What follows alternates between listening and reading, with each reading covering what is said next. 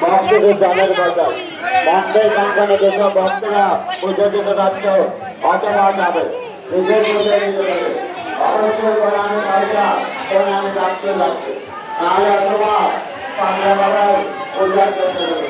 যেসব ভক্তরা উদ্ধার করতে বলে পারছে না সংস্কৃতের দক্ষিণ চালিয়ে চালু একটা নয় পাঁচটা বাবার অনুষ্ঠানটা অফিস খোলা আছে